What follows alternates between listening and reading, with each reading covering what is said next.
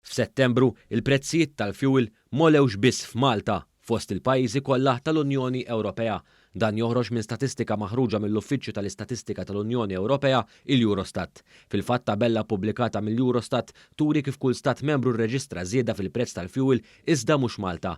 Il-Lussemburgu esperjenza l-ogħla żieda fil-prezz tal-fuel b'31% fuq Settembru tas-sena ta' qabel. Wara dan il-pajjiż ġew ir-Rumanija u l-Slovenja b'żieda ta' 29%. L-inqas żieda fil-prezz tal-fuel ġiet reġistrata fl-Irlanda bi 15%. Malta ilha bi stabbiltà fil-prezzijiet tal-fuel sa minn Lulju ta' sena ilu. Fil-fatt il-Eurostat ukoll innota li f'Lulju ta' sen ilu meta kienet għadha f'kif faqqet il-pandemija, il-Gvern raħħas il-prezz tal-fuel. Minn dakinhar il-prezzijiet tal-petrol u d-diesel fost oħrajn baqgħu l-istess.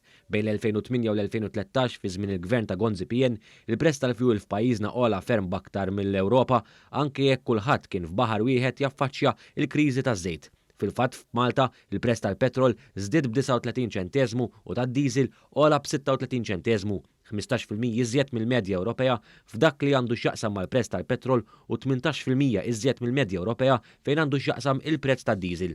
Dan ifisser li fil-waqt li bejn l-2008 u l-2013 il-prezzijiet tal-fuel f'Malta olew bid-doppju tal-medja Ewropea, mill-2013 il qudiem il-prezzijiet tal-fuel f'Malta raħsu darba u nofs iżjed mill-medja Ewropea.